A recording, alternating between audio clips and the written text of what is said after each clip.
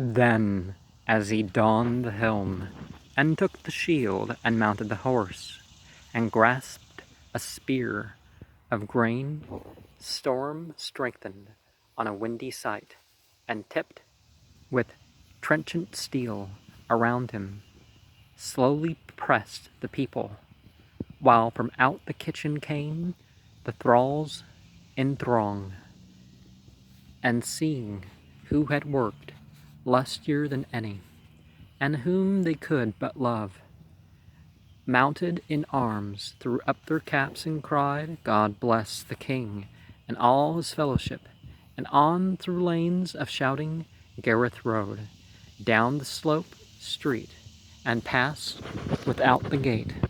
So Gareth passed with joy, but as the cur plucked from the cur he fights with, ere his cause be cooled by fighting, follows being named, his owner but remembers all and growls.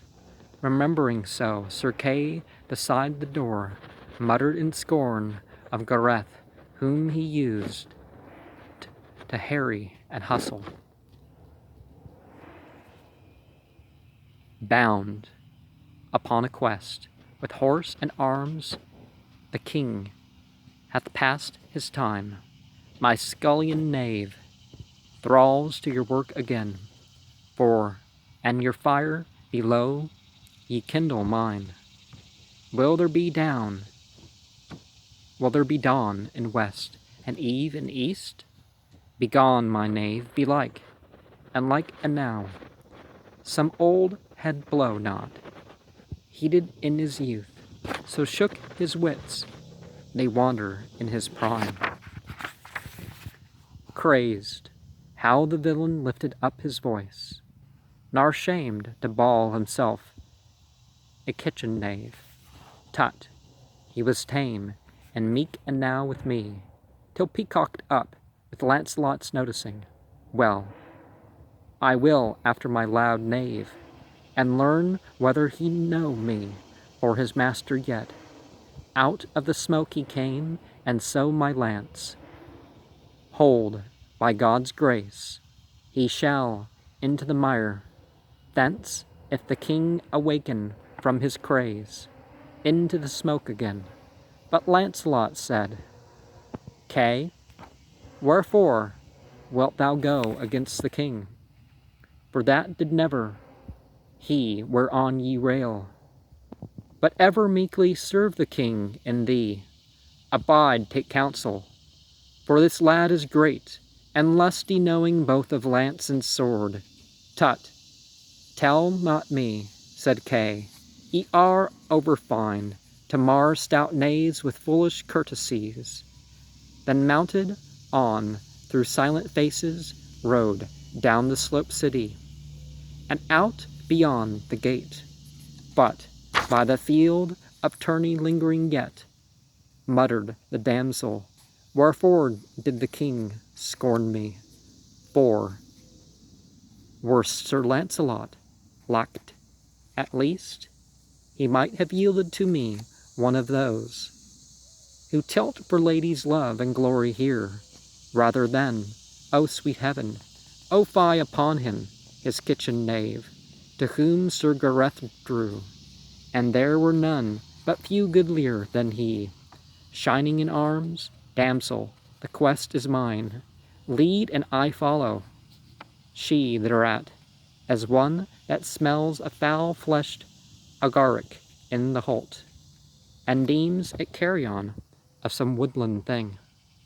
Our shrew, our weasel, nipped her slender nose, with petulant thumb and finger shrilling thence.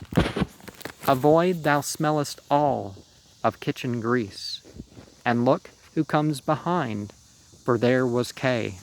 Knowest thou not me, thy master? I am Kay. We lack thee by the hearth, and Gareth to him, master no more. Too well I know thee, the most ungentle knight in Arthur's hall. Have at thee then, said Kay, they shocked, and Kay fell, shoulder slipped, and Gareth cried again, "Lead, and I follow." And fast away she fled, but after sod and shingle ceased to fly. Behind her, and the heart of her good horse was nigh to burst with violence of the beat. Perforce she stayed, and overtaken spoke, "What doest thou, scullion, in my fellowship?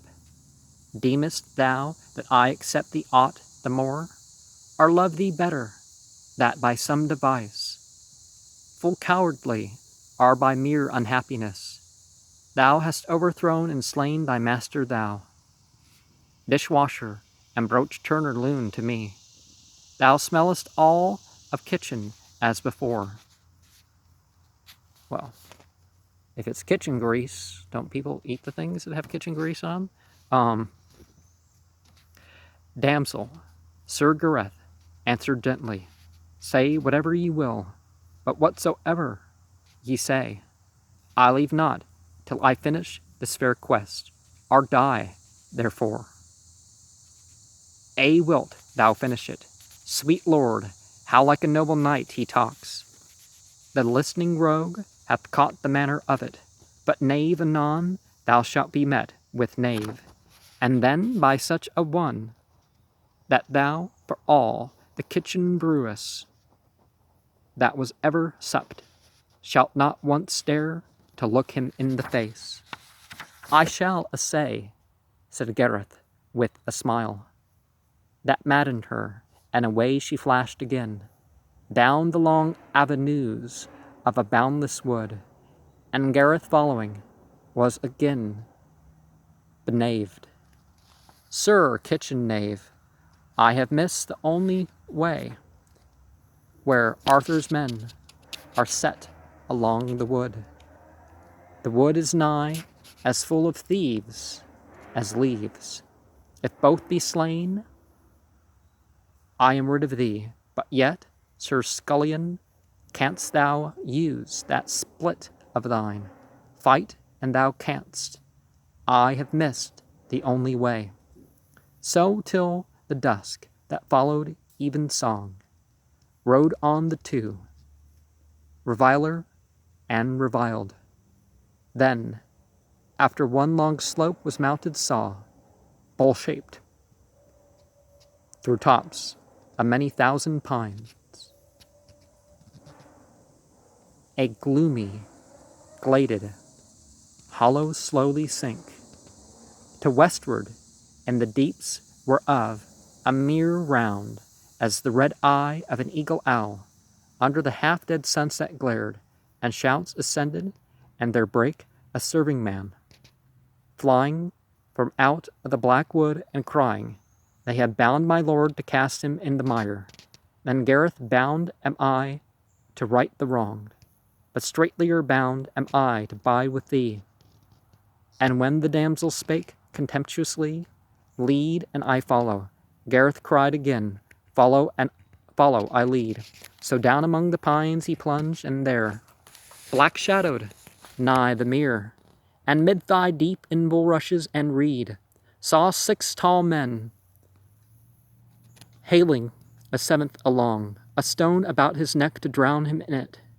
3 with good blows he quieted, but 3 fled through the pines, and Gareth loosed the stone from off his neck, then in the mere beside tumbled it, oilily bubbled up the mere.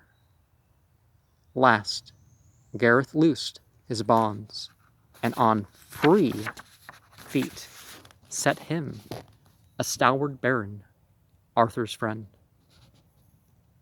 Well, that ye came, or else these caitiff rogues had wreaked themselves on me. Good cause is theirs to hate me, for my want hath ever been to catch my thief, and then like vermin here, drown him, and with a stone about his neck, and under this wan water, many of them lie rotting, but at night let go the stone, and rise in flickering in a grimly light, dance on the mere. Good now, ye have saved a life, worth somewhat as the cleanser of this wood, and fain would I reward thee worshipfully. What guerdon will ye? Gareth sharply spoke, None, for the deed's sake have I done the deed, and uttermost obedience to the king. But wilt thou yield this damsel harborage? Whereat the baron sang, I well believe you be of Arthur's table. A light laugh broke from Lynette. Truly of a truth, and in a sort being Arthur's kitchen knave. But I deem not I, except thee ought the more, scullion, for running sharply with thy spit down on a rout of caravan foresters. A thresher with his flail had scattered them. Nay, for thou smellest of the kitchen still, but and this lord will yield us harborage well. So she spake, a league beyond the wood, all in a full fair manner, and a rich. His towers, where that day a feast had been, held in high hall, and many a viand left, and many a costly cate, received the three, and there they placed a peacock in his pride, before the damsel, and the baron set Gareth beside her. But at once she rose. Meseems that here is much discourtesy, setting this knave Lord Baron at my side. Hearing me this morn, I stood in Arthur's hall, and prayed the king would grant me Lancelot, to fight the brotherhood of day and night, the last a monster unsubduable, of any save of him for whom I called. Suddenly bawls this frontless kitchen knave, the quest is mine, thy kitchen knave am I, and mighty through thy meats and drinks am I. Then Arthur all at once gone mad replies, Go therefore, and so gives the quest to him here, a villain fitter to stick swine than ride abroad redressing a woman's wrong, or sit beside a noble gentlewoman. Well, can't women try to make up for their own wrongs, thank you very much? Then, half ashamed and part amazed, the lord now looked at one, and now the other, left the damsel by the peacock in his pride, and sitting Gareth at another board, sat down beside him, and ate, and then began, Friend, whether thou be kitchen knave or not, or whether it be the maiden's fantasy, and whether she be mad or else the king, or both or neither, or thyself be mad, I ask not, but thou strikest a strong stroke, for strong art thou, and goodly therewithal, and savour of my life, and therefore now, for here be mighty men to joust with, weigh whether thou wilt not with thy damsel back to crave again Sir Lancelot of the king. Thy pardon I but speak for thine avail, the savour of my life. Well, to some degree, playing hard to get's okay, but you don't have to be mean about it.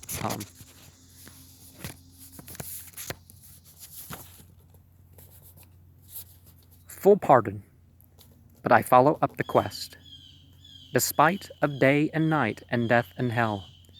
So when next morn the Lord whose life he saved had some brief space conveyed them on their way, and left them with God's speed, Sir Gareth spake, Lead, and I follow. Haughtily she replied, I fly no more, I allow thee for an hour. Lion and stout have idled together, knave in time of flood. Nay, furthermore, methinks some ruth is mine for thee.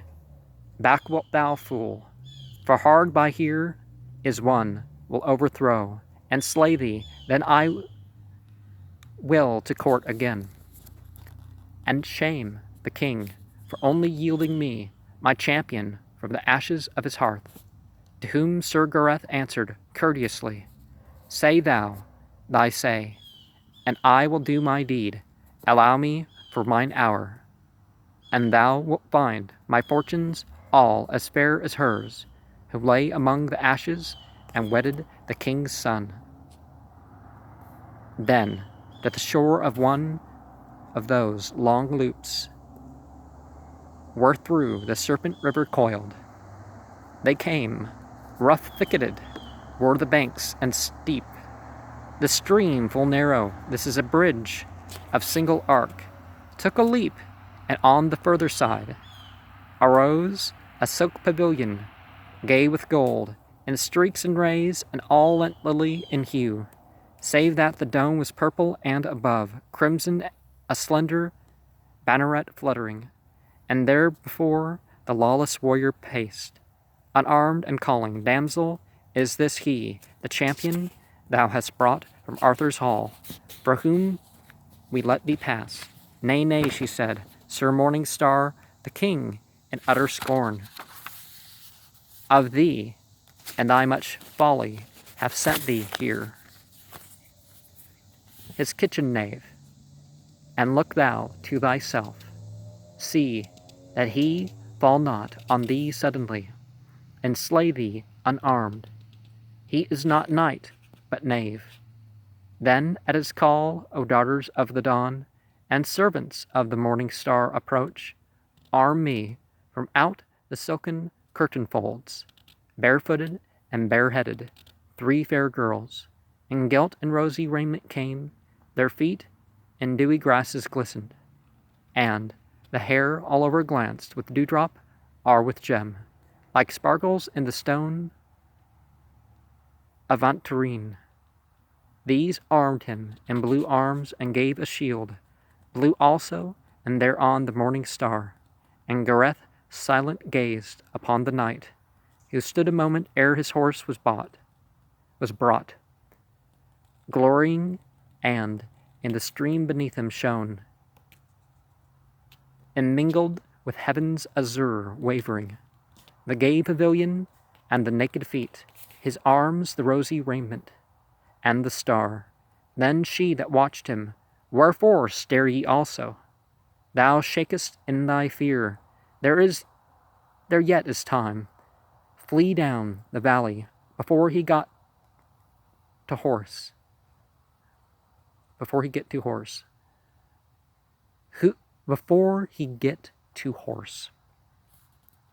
Who will cry shame? Thou art not knight, but knave. Said Gareth, damsel, whether knave art knight, far the fair had I fight a score of times, than hear thee so missay me, and revile.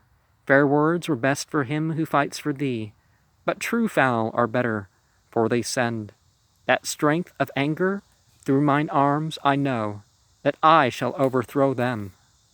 And he that bore the star when mounted cried from o'er that bridge, a kitchen knave, and sent in scorn of me.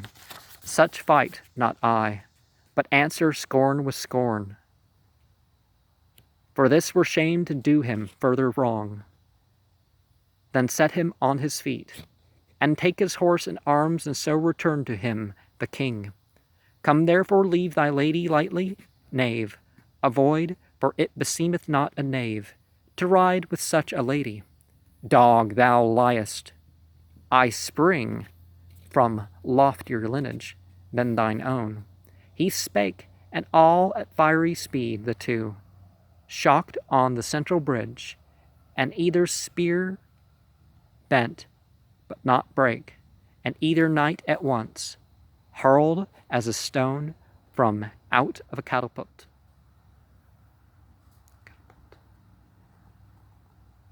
Beyond his horses, crupper and the bridge fell as if dead, but quickly rose and drew, and Gareth lashed so fiercely with his brand, he drave his enemy backward, and down the bridge, the damsel crying, "Well stricken, kitchen knave," till Gareth's shield was cloven, but one stroke laid him that clove it, grovelling on the ground. Then cried the fallen, "Take not my life, I yield." And Gareth, "So this damsel acts it of me. Good. I accord it easily as a grace. She reddening, insolent scullion, I of thee, I bound to thee. For any favor asked, then he shall die." And Gareth there unlaced his helmet as to slay him, but she shrieked, "Be not so hardy, scullion, as to slay one nobler than thyself. Damsel, thy charge is an abounding pleasure to me, knight. Thy life is thine at her command. Arise." And quickly past Arthur's hall, and say his kitchen knave hath sent thee. See thou crave his pardon for thy breaking of his laws. Myself, when I return, will plead for thee. Thy shield is mine, farewell, and damsel thou, lead, and I follow. And fast away she fled. Then when he came upon her, spake, "Methought, knave, when I watched thee striking on the bridge, the Saviour of thy kitchen came upon me, a little faintlier, but the wind hath changed. I sent it 20-fold." And then she sang, "O morning star, not that tall felon there, whom thou by sorcery or unhappiness or some device hast foully overthrown. O morning star that smilest in the blue, O star my morning dream hath proven true. Smile sweetly thou, my love, hath smiled on me. But thou be gone, take counsel and away, for hard by here is one that guards a ford. The second brother, in their fool's parable, will pay thee all thy wages, and to boot. Care not for shame, thou art not knight, but knave." You always have to wonder why the men have to go off and kill people just because there's people to kill. Well, they don't, but that's what they're told, right? To whom Sir Gareth answered, laughingly, "Parables. Hear a parable of the knave. When I was a kitchen knave among the rest, fierce was the hearth, and one of my co-mates owned a rough dog, to whom he cast his coat, guarded, and there was none to meddle with it. And such a coat art thou, and thee the king gave me to guard, and such a dog am I, to worry and not to flee. And knight or knave, the knave that doth thee service, as a full knight, is all as good, meseems, as any knight, toward thy sister's freeing. Sir knave, knave, because thou strikest as a knight, but, being but knave, I hate thee all the more. Fair damsel, ye should worship me the more, that being but knave, I throw thine enemies. She said, but thou shalt meet thy match." So, when they touched the second river loop, huge, on a huge red horse, and all in mail, burnished to blinding, shone as the noonday sun, beyond a raging shallow, as if the flower that blows a globe of after airlets 10,000-fold had grown, flashed the fierce shield all sun, and Gareth's eyes had flying blots before them when he turned from watching him. He from beyond the roaring shallow roared, "What doest thou, brother, in my marches here?" And she, athwart the shallow, shrilled again, "Here is a kitchen knave from Arthur's hall, hath overthrown thy brother, and hath his arms." "Ah!" cried the sun, and visoring up a red and cipher face of rounded foolishness, pushed horse across the foamings of the ford, whom Gareth met midstream, No room was there for lance or tourney skill. 4 strokes they struck with sword, and these were mighty. The new knight had fear he might be shamed, but as the sun heaved up a ponderous arm to strike the 5th, the hoof of his horse slipped in the stream descended, and the sun was washed away. Then Gareth laid his lance athwart the ford, so drew him home. But he that fought no more, as being all bone battered on the rock, yielded, and Gareth sent him to the king. Myself, when I return, will plead for thee. Lead, and I follow. Quietly she led. Hath not the good wind damsel changed again? Nay, not a point. Nor art thou victor here. What's that Adam Sandler movie, 51st Dates or something? There lies a ridge of slate across the ford. His horse thereon stumbled. For I saw it. It was Drew Barrymore too. O son, not this strong fool whom thou, sir knave, hast overthrown through mere unhappiness. O son, that wakenest all to bliss or pain. O moon, that layest all to sleep again, shine sweetly twice my love hath smiled on me. What knowest thou of love song or of love? Nay, nay, God wot, so thou wert nobly born, thou hast a pleasant presence, yet perchance. O dewy flowers that open to the sun, O dewy flowers that close when day is done, blow sweetly twice my love hath smiled on me. What knowest thou of flowers except, belike, to garnish meats with? Hath not our good king, who lent me thee, the flower of kitchendom, a foolish love for flowers? What stick ye round the pasty, wherewithal deck the boar's head? Flowers, nay, the boar hath rosemaries and bay. O birds that warble to the morning sky, O birds that warble as the day goes by, sing sweetly twice my love hath smiled on me. What knowest thou of birds, lark, mavis, merle, linnet? What dream ye when they utter forth? May music growing with the growing light, their sweet sun worship, these be for the snare. So runs thy fancy, these be for the spit, larding and basting. See thou have not now larded thy last, except thou turn and fly, there stands the 3rd fool of their allegory. For there beyond a bridge of terrible bough, all in a rose red from the west, and all naked it seemed, and glowing in the broad, dim dimpled current underneath, the knight that named himself the Star of Evening stood. And Gareth, wherefore waits the madman there, naked in open dayshine? Nay, she cried, not naked, only wrapped in hardened skins that fit him like his own. And so ye cleave his armor off him, these will turn the blade. Then the 3rd brother shouted o'er the bridge, O brother star, why shine ye here so low? Thy ward is higher up, but have ye slain the damsel's champion? And the damsel cried, No star of thine, but shot from Arthur's heaven, with all disaster unto thine and thee. For both thy younger brethren have gone down before this youth, and so wilt thou, Sir Star.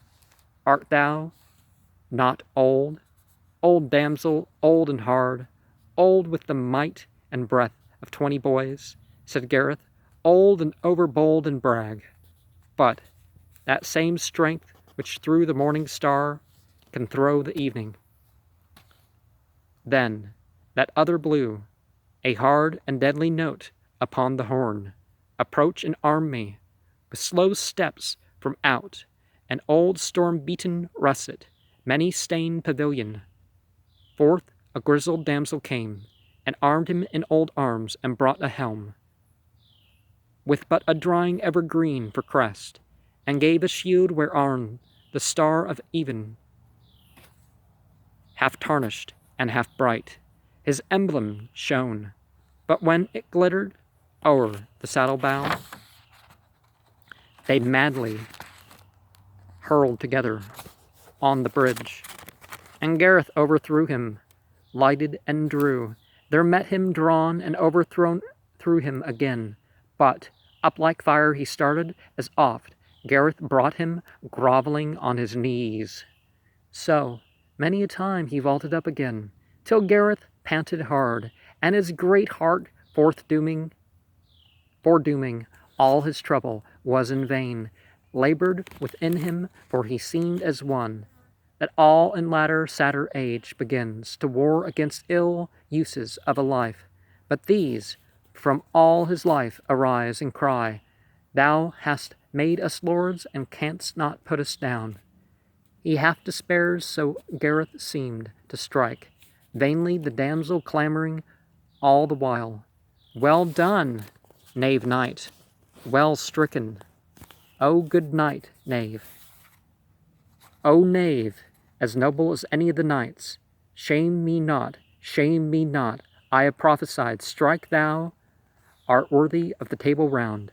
His arms are old, and he trusts the hardened skin. Strike, strike, the wind will never change again. And Gareth, hearing, ever stronglier smote, and hewed great pieces of his armor off him, but lashed in vain against the hardened skin, and could not wholly bring him under. More than loud southwesterns, rolling rigid on ridge, the buoy that rides at sea, and dips and springs forever, till at length Sir Gareth's brand clashed his, and brake it utterly to the hilt. I have thee now, but forth that other spring, and all unknightlike writhed his wiry arms around him, till he felt, despite his mail, strangled, but straining even his uttermost, cast, and so hurled him headlong o'er the bridge, down the river, sink or swim, and cried, Lead, and